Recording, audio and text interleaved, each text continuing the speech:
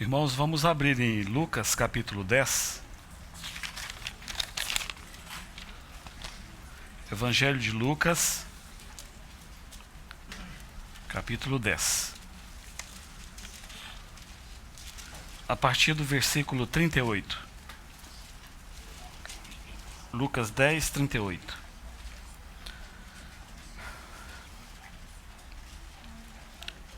Indo eles de caminho, entrou Jesus num povoado. Indo eles de caminho, provavelmente o Senhor Jesus e os seus 12 discípulos. E certa mulher, chamada Marta, hospedou na sua casa. Tinha ela uma irmã chamada Maria, e esta quedava-se assentada aos pés do Senhor, a ouvir-lhe os ensinamentos. Marta agitava-se de um lado para outro, ocupada em muitos serviços. Então se aproximou de Jesus e disse: Senhor, não te importas de que minha irmã tenha deixado que eu fique a servir sozinha? Ordena-lhe, pois, que venha ajudar-me. Respondeu-lhe o Senhor: Marta, Marta, andas inquieta e te preocupas com muitas coisas.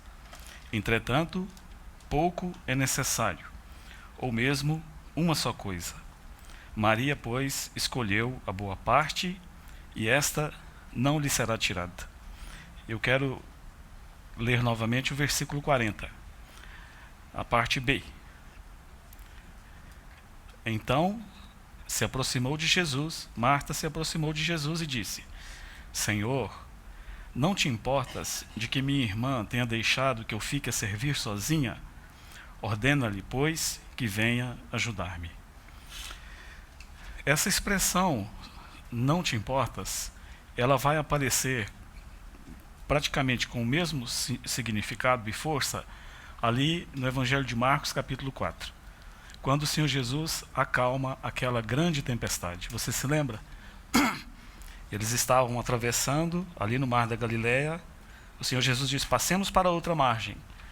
Então ele entra no barco e ele reclina a sua cabeça no travesseiro e ele dorme profundamente. E aí diz-nos Marcos, o evangelista, que levantou-se um grande temporal. Alguém já disse que ali, quando vem um temporal, ele desce das montanhas, o vento desce das montanhas, e aí algo terrível acontece ali naquela região específica onde eles estavam. Um grande temporal, uma grande tempestade. E aqueles homens que não eram novatos, homens experimentados na arte da navegação, eles tentam, e aí o seu mestre, e Marcos nos diz, que ele dormia reclinado ali sobre um travesseiro. O sono de um justo, também o sono de um homem cansado, mas também o sono de um homem que tem perfeita paz na sua mente, um homem em paz com o seu Deus, cansado. E ele dorme profundamente. E você lembra como os discípulos, então, eles ficaram temerosos pela própria vida e eles vêm e acordam o Senhor. Claro, quando lemos, não percebemos toda a força do que aconteceu ali, não é? Diz que eles vieram e acordaram o mestre. Eles disseram: mestre, não importa que pereçamos. Mas eles, provavelmente, eles gritaram com o Senhor. Teria que gritar mesmo, porque a força do vento, o barulho das águas. Então vieram desesperadamente e acordam o Senhor. E fazem essa mesma pergunta que muitos quilômetros de distância dali do mar da Galileia foi feita por essa mulher chamada Marta. Mestre, não importa, não te importa, nós estamos morrendo e o Senhor não se importa. Então você se lembra como o Senhor levanta e primeiro o Senhor resolve o problema deles. O Senhor repreende o vento, repreende as ondas e fez-se grande bonança. E aí então o Senhor vai repreendê-los e vai ensiná-los. Aqui, nesse texto que lemos, apenas essa mulher, Marta, ela, como aqueles discípulos, mas sem experimentar o perigo de morte, ela chega e faz exatamente isso com o Senhor. Ela faz essa pergunta, uma pergunta tão forte. Ela diz: Senhor, não te importas? Não te importas de que minha irmã tenha deixado que eu fique a servir sozinha? Essa é uma pergunta muito forte, irmãos. Imagine você é convidado por alguém, você vai até essa casa, você vai ser recebido ali, você deve ser honrado, você deve ser bem cuidado. E uma das regras básicas, se você convida alguém para ir na sua casa, você deve respeitá-lo, mostrar respeito, honrá-lo em tudo aquilo que você puder. E é sempre de bom tom você pronunciar boas palavras diante desse seu convidado. O que ela fez aqui é muito forte. Na verdade, essa palavra importar, ela significa, e o que ela falou, ela disse: Senhor, o Senhor não tem consideração nenhuma. Senhor, o Senhor não se preocupa comigo. Senhor, o Senhor não cuida. Senhor, o Senhor, na verdade, o Senhor está me atrapalhando. Foi isso que ela falou para o Senhor. São palavras muito fortes. E ela disse para o Senhor: ordena-lhe, pois, que venha ajudar-me. Esse verbo ordena, Anne-Mirim, ele está no imperativo, não é? Ordena-lhe. Então ela disse para o Senhor: ordena que ela venha me ajudar. Mas, na verdade, antes do Senhor ordenar, ela já tinha dado uma ordem para o Senhor. Nada de por favor, o Senhor poderia, por gentileza. Então ela passou por cima, né, de toda a etiqueta. Agora, esse lar era um lar onde Jesus gostava muito de ir. O Senhor Jesus tão amoroso, o Senhor Jesus tão atarefado. E Betânia, muitos já pregaram sobre esse acontecido aqui, era um lugar de descanso do Senhor. Você vai ver que na Bíblia, de novo e de novo, você vai vê-lo indo para Betânia. Ficava ali em torno de 3 a 5 quilômetros de Jerusalém. E ele gostava muito de ir ali. Você sabe por quê que ele gostava de ir ali? Porque ali ele se sentia em casa. Ali ele era muito amado. E mesmo sendo repreendido aqui por essa mulher, o Senhor Jesus não fez caso, porque ele se importava com ela. Oh, Marta, Marta, se você soubesse como o Senhor Jesus se importava com você e como ele se importa com cada um de nós, ela nunca teria feito essa pergunta. Agora, na nossa tradução, e eu falo isso com muito cuidado, talvez ela não deixa tão claro por que essa mulher chegou ao ponto de repreender o Senhor. E as mulheres aqui que cuidam dos seus lares, você pode até questionar: irmão Léo, mas ela fez o que eu faria. Nós vamos receber lá no mínimo 15 pessoas. E aí então, eu estou lá me desdobrando, eu comecei a picar alface, mas aí eu vi que tinha mais gente, eu tinha que picar mais alface, tinha que partir o tomate, eu tinha que ver o tempero do arroz, tinha que pôr água no feijão. E a carne, será que a carne já não está queimando? E os ovos, nós vamos fritar quantos? Fritamos 20 ou fritamos 30? Ela foi se enchendo de preocupação. E você pode falar: mas eu concedo, ela estava sozinha. É mais do que certo a sua irmã ir ajudá-la. Mas talvez uma outra tradução do John Nelson Darby vai lançar mais luz sobre essa questão aqui. E você vai entender qual é verdadeiramente o ponto. Por que ela chegou nessa situação aqui de repreender o próprio Senhor? Na nossa tradução diz assim, no 39, tinha ela uma irmã chamada Maria, e essa quedava-se assentada aos pés do Senhor. Mas na tradução do Darby, e de outras traduções também, é exatamente assim que está lá no original. E ela tinha uma irmã chamada Maria, que também, tendo se sentado aos pés de Jesus, ouvia a sua palavra. Então o texto é claro também. Num ponto, as duas se sentaram aos pés do Senhor.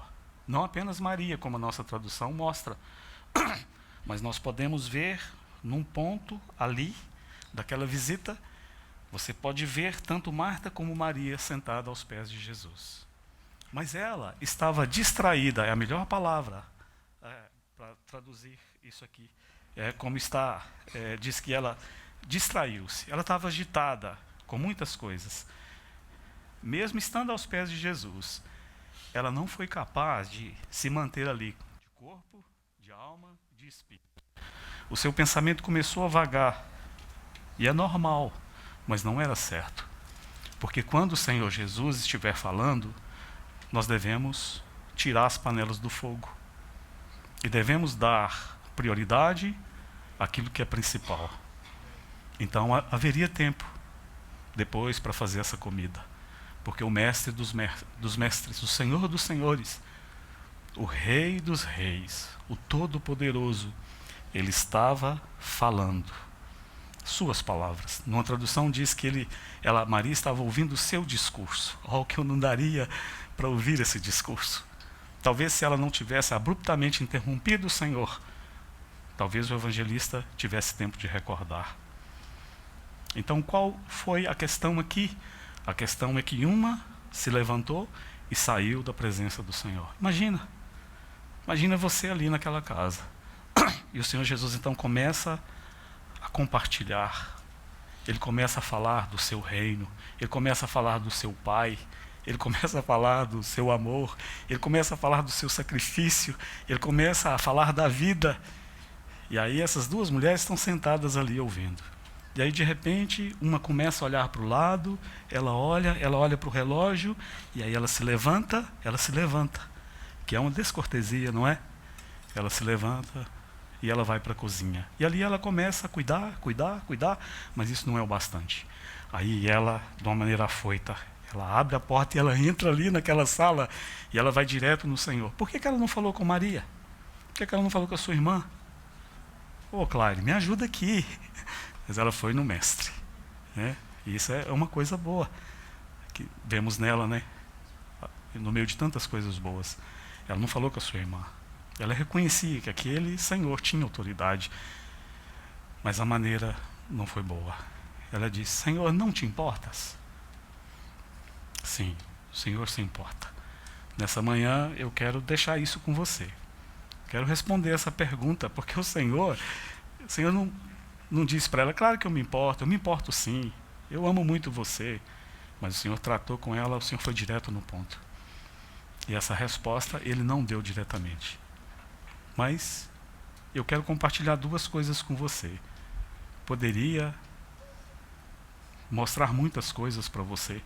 Não teríamos dificuldade nenhuma, porque toda a palavra de Deus, o Novo Testamento principalmente, ela vai mostrar como o Senhor Jesus se importa.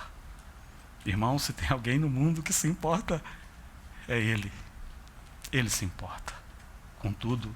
Ele se importa com cada detalhe. Ele se importa. Então a primeira coisa que eu queria deixar com você, chamar a sua atenção nessa manhã, para deixar marcado no seu coração como que esse Senhor se importa conosco, é por Ele ter nos dado a sua palavra. No inglês há uma expressão chamada take for granted. Take for granted, na tradução, seria tomar como certo. Então, eu tomo como certo que a minha esposa me ama. Ela me ama. Isso eu tenho como certo. E às vezes eu não presto muita atenção nessa grande realidade, que ela realmente me ama. Eu tomo como certo. Aliás, é o papel dela mesmo me amar, não é? E talvez só quando eu não tiver esse amor mais, é que eu vá, puxa, take for granted. Nós temos a palavra de Deus e às vezes nós não consideramos como o Senhor Jesus se importou para nos deixar uma cópia escrita da sua palavra. O que estamos fazendo aqui, 2000 anos depois, estamos compartilhando exatamente sobre a palavra do Senhor. Isso é glorioso demais. Nós conhecemos o Senhor Jesus através da sua palavra. Nós somos consolados por Ele através da sua palavra. Mas nós take for granted. Muitas vezes nós não damos tanta atenção e tanto valor assim. Mas para que essa palavra chegasse intacta às nossas mãos, precisamente nesse dia, 11 de dezembro de 2022, irmãos, como Ele se importou. Eu vou te dar algumas datas interessantes sobre a palavra de Deus, né? A formação das Escrituras do Novo Testamento, como que isso chegou até nós, o que aconteceu ao longo das eras, ao longo dos anos. Por exemplo,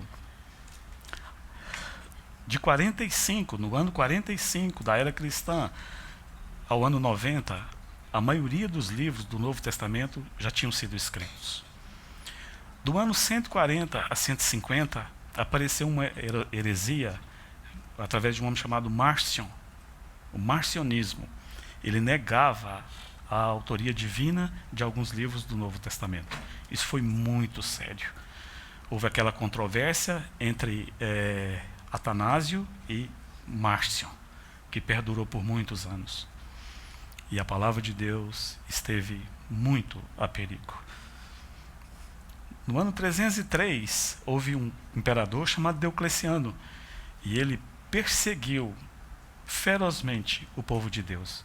A palavra de Deus foi confiscada e destruída. Depois, em 397, houve o Concílio de Cartago, e ali foi estabelecido o Novo Testamento. Em 400, Jerônimo Savonarola traduz a Bíblia para o latim, que nós consideramos Vulgata. É o início de tudo. Depois, em 1229, no Concílio de Toulouse, a Bíblia é proibida para leigos. Apenas os sacerdotes oficiais poderiam ter acesso ao livro de Deus. Mas, muitas vezes, we take for granted. Ela foi proibida para os leigos. Em 1300, lá na Alemanha, 1270, 1300, houve uma invenção maravilhosa. Ninguém percebeu, mas o olhar atento de alguns servos de Deus viu como o Senhor Jesus se importava com a sua palavra. Sabe qual foi essa invenção? A invenção do óculos. Mas por que o óculos? O que o óculos tem a ver com a palavra de Deus? Eram os monges, nos monastérios, nos mosteiros, quem faziam umas cópias à mão. Então imagina, naquela época, a luz de vela. Quantos problemas de visão eles não tinham? Então a invenção do óculos veio para ajudá-los a fazerem as cópias com mais exatidão, com mais rapidez. Em 1384, John Wycliffe traduz a Bíblia do latim para o inglês. É uma data muito importante.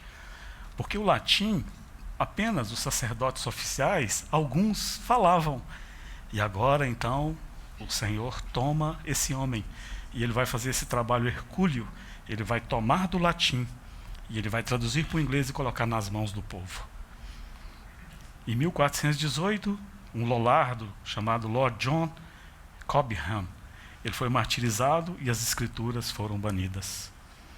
E em 1455, houve uma outra grande invenção, certamente com o dedo de Deus aqui, para expandir a sua palavra. Vocês sabem qual foi essa invenção? Invenção? Invenção da imprensa.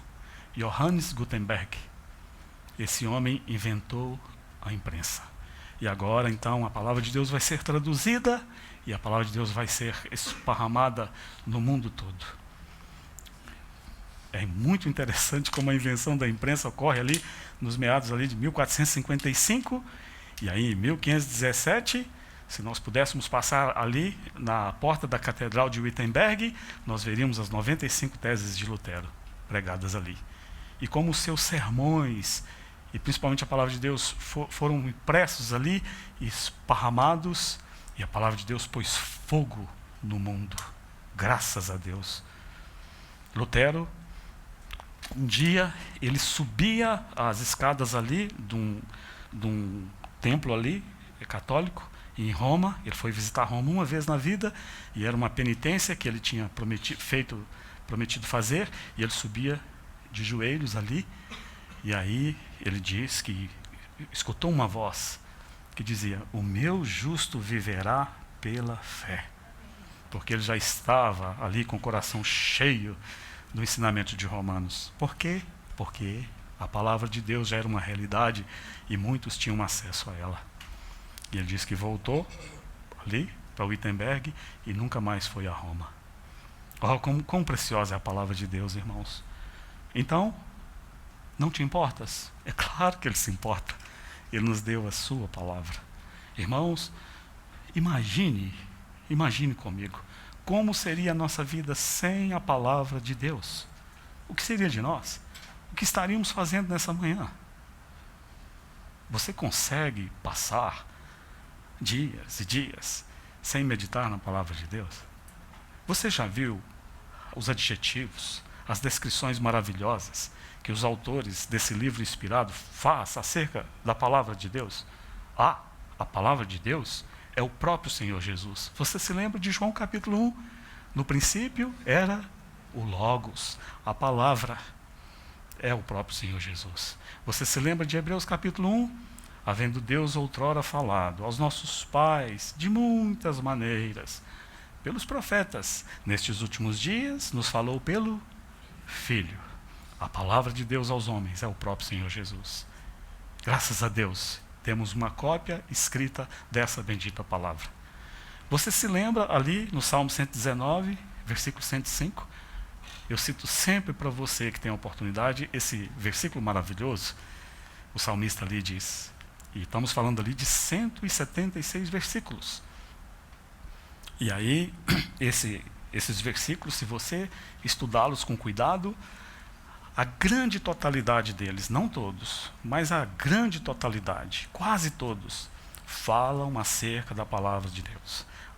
Ora como palavra, como decreto, como caminho, como preceito, como lei. Então o salmista diz, lâmpada para os meus pés é a tua palavra e luz para os meus caminhos. De 2005 a 2008, na vila que eu morava, eu tive um transporte escolar.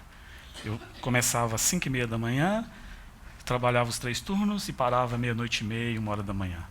E eu dormia num acampamento sem terra, de sem teto, do sem terra que falava, né? Então ali não tinha nada, não tinha água encanada, não tinha luz, não tinha nada.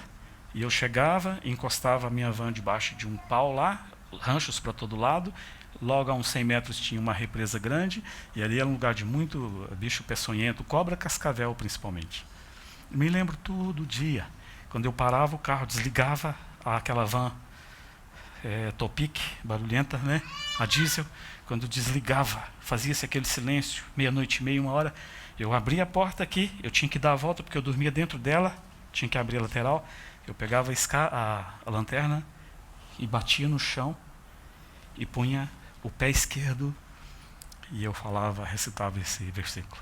Eu ia dando a volta no carro e dizia, lâmpada para os meus pés é a tua palavra e luz para os meus caminhos. Irmãos, nunca pisei numa cobra. Já vi várias. Eu via sempre, lobo, até onça eu vi. Mas nunca tive nenhum problema com eles. Aquela lanterna, ela iluminava bem onde eu deveria colocar os meus pés.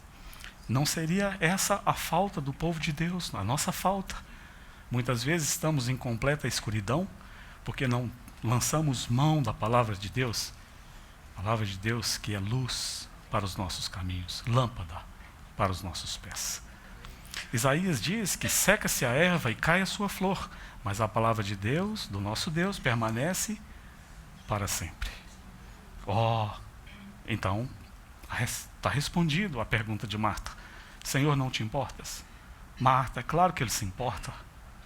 Apenas eu estou citando para você e para vocês a bênção que foi, a preocupação do Senhor Jesus de nos deixar uma cópia escrita da sua palavra.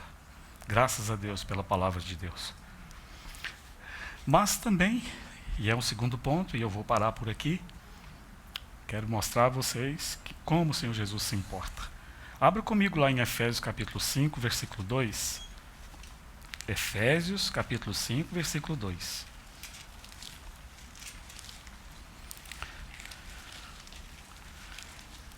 Paulo, cheio do Espírito Santo, ele diz assim, vamos ler para ver o contexto. Efésios 5, 1 e 2. Sede, pois, imitadores de Deus como filhos amados. Andai em amor, como também Cristo nos amou e se entregou a si mesmo por nós. Ele nos deu a sua vida. Como ele se importa, não é verdade? Ele nos deu a vida dele. Ele nos amou até as últimas consequências. Que amor maravilhoso é esse. E aí no 5:25, o mesmo apóstolo diz, maridos, amai vossa mulher, como também Cristo amou a igreja e a si mesmo se entregou por ela. Senhor, não te importas? Claro que eu me importo. E como é que o Senhor mostrou a sua preocupação, o seu cuidado, dando a sua vida por nós. Abra comigo no Salmo 113, Salmo 113,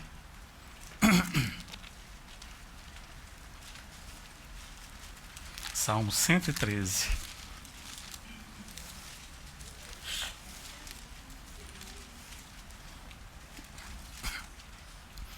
Esse salmo, parte dele é a oração que Ana, a mãe de Samuel, fez lá no templo, lá diante de Eli. Essa oração, ela vai retratar bem aonde nós estávamos. E porque ele deu a sua vida por nós, eu vou te mostrar onde nós estamos. Então é aqui que nós estamos. E se ele não tivesse se importado conosco, é aqui que nós estaríamos, para todo sempre. No versículo 7, diz assim: ele ergue do pó o desvalido, e do monturo o necessitado. Monturo, a tradução para monturo aqui, é montoeira de lixo. É lá. O texto é muito claro, não tem outra tradução. Nós estávamos na montoeira de lixo.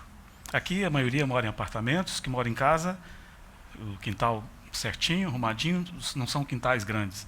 Mas lá em Minas, os quintais maiores, onde a gente morava, por exemplo, era uma propriedade de 1.500 metros, mais ou menos, com mais uma do lado de 1.500 metros, um outro lote. Então sempre a gente estava juntando algum lixo para queimar. Montoeira de lixo. É assim. É assim que nós somos descritos. Ele ergue do pó o desvalido. Não tínhamos valor nenhum. E do monturo o necessitado. Quanta necessidade nós tínhamos. Mas porque ele se importou. E ele se importa. Para o assentar ao lado dos príncipes. Sim, com os príncipes do seu povo. Para nós, foi algo gratuito, que recebemos da parte dele por causa do seu amor. Mas para ele, custou tudo. Para ele, custou a própria vida. Ele nos deu a sua vida. Como ele se importa conosco. E ali, por fim, então, ali em Efésios, novamente, Efésios 2, para terminarmos, o apóstolo está falando do amor do Pai por nós.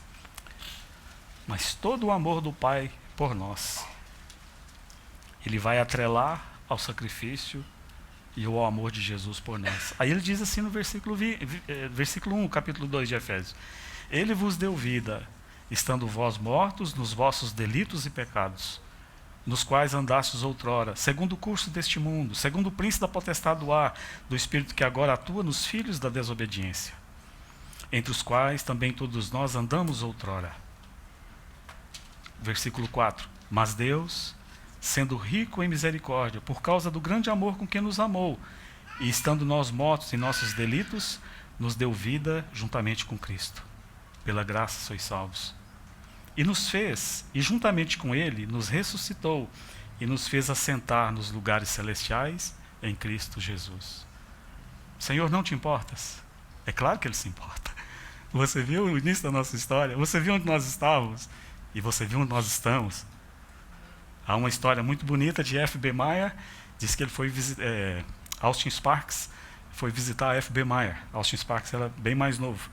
E foi ter uma entrevista com F.B. Meyer, que já era bem mais velho. E eu chegou um pouco mais cedo, já contei essa história aqui. E aí a governanta disse: o senhor Meyer saiu para dar uma volta, mas pediu que o senhor entrasse e esperasse ele no seu escritório. Daqui a pouquinho ele está aí. E o jovem Austin Sparks, ele então fica ali no escritório do F.B. Meyer, né? Um sonho de todo jovem, né? Está nessa biblioteca. E ele começa a olhar os livros de F.B. Meyer. Aí ele chama a atenção dele uma placa que estava ali. E a placa dizia assim: olhe para baixo. Aí ele ficou intrigado com aquilo ali. E ficou em frente àquela placa: olhe para baixo, olhe para baixo. Aí F.B. Meyer chegou, cumprimentou, viu que ele estava olhando a plaquinha. Ele falou: e aí? Estava olhando a plaquinha. Ele falou: irmão, eu não estou entendendo. Nós devemos olhar para cima. Ele falou: depende da posição que você está. Se você estiver na terra, olhe para cima. Mas se você realmente estiver assentado com Cristo nos lugares celestiais, olhe para baixo. Como ele se importou. Onde nós estávamos, no monturo. e onde nós estamos assentados com Cristo nos lugares celestiais. Então, eu creio que pelo menos você tem o início dessa resposta, e você pode encontrar por todo lado a mesma coisa, de que Ele se importa. Ele se importa com você, você jovem, com seus problemas na faculdade. Ele se importa com você, com as suas preocupações no futuro. Ele se importa com você quando você forma na faculdade, e aí você não consegue entrar no mercado de trabalho, e você diz assim, eu estou perdido. Eu achei que era esse curso, mas estou perdido. Calma. Ele se importa. Ele se importa quando você acha que os seus pais não te entendem. Ele se importa com você. Ele se importa quando você sente medo do futuro. E o que vai ser do meu futuro? Ele se importa. Ele se importa quando você tem medo da velhice e sabe que você está envelhecendo aos poucos. E o que será de você? Você vai ficar desamparado? Você terá os recursos para sobreviver? Ele se importa quando você se preocupa com os seus filhos e eles estão crescendo e tem que enfrentar esse mundo tenebroso. Ele se importa. Ele se importa com cada detalhe acerca da nossa vida, porque Ele é um Senhor cheio de cuidados. Naquele dia, Marta, se ela soubesse como o Senhor se importava com ela, nós vamos ver como o Senhor se importava com ela lá em João, capítulo 11, quando elas mandaram, abre lá comigo por favor, quando elas mandaram uma mensagem para o Senhor Jesus, contando que o irmão delas, Lázaro, estava doente, você se lembra? E o Espírito Santo fez questão de registrar isso ali, em João capítulo 11. No versículo 3, o Senhor Jesus está lá do outro lado, e elas mandam um recado para ele. Versículo 3, capítulo 11. Mandaram, pois, as irmãs de Lázaro dizer a Jesus, Senhor, está enfermo aquele a quem amas. Elas sabiam que o Senhor Jesus se preocupava mesmo com o irmão delas. E é muito interessante, porque a palavra amas aqui é filéu. Um amor de amigo, um amor fraternal. Então elas falaram, Senhor, aquele amigo seu que o Senhor ama como um amigo, ele está doente. E aí no versículo 4, o Senhor diz, ao receber a notícia, disse Jesus, esta enfermidade não é para a morte, sim para a glória de Deus, a fim de que o Filho de Deus seja por ela glorificado. E aí João, divinamente inspirado, ele coloca esse versículo, estranho esse versículo, por que esse versículo está aqui? João diz assim, no 5, antes de continuar o relato da história, ele diz, ora, amava Jesus a Marta e a sua irmã e a Lázaro. Só que aqui amava é ágape, um amor sacrificial. Como ele se importa, não é verdade? Elas mandaram dizer, aquele a quem amas como amigo, ele está doente. E aí o Espírito Santo colocou lá, ele amava com um amor ágape. Um amor que é capaz de ir até as últimas consequências. Ele amava os três. Não te importas? É claro que ele se importa. E nós estamos aqui porque ele se importou conosco. Irmãos, ele se importa com cada detalhe da nossa vida. E vai ser assim até o fim. Então vamos adorá-lo nessa manhã, vamos glorificá-lo. Sinta-se na liberdade do Espírito para elevar louvores ao Senhor, cânticos, e adore com toda a força do seu ser. Magnifique o Senhor. Nós possamos adorá-lo e bendizê-lo. Ele realmente se importa. Te louvamos, Senhor, pelo teu cuidado, pelo teu amor. Pai, te bendizemos pelo dom do teu Filho. O Senhor nos deu o seu melhor. Queremos te dizer nessa manhã que nós amamos esse presente que o Senhor nos deu. Amamos tanto o teu Filho. Ele é nosso, nós somos dele. Senhor Jesus, como te bendizemos pelo teu cuidado amoroso. Senhor, o Senhor não pode nunca ser culpado de não se importar. Se há alguém que se importa, é o Senhor. E o Senhor se importa conosco, e o Senhor se importa com todos os seus. O Senhor é aquele pastor amoroso que cuida tão bem das suas ovelhas. Te adoramos nessa manhã pela tua morte de cruz, pelo teu sangue derramado, pelo teu corpo dado ao nosso favor. Te amamos, Senhor Jesus. Receba toda a nossa adoração e louvor. No teu nome que nós oramos. Amém.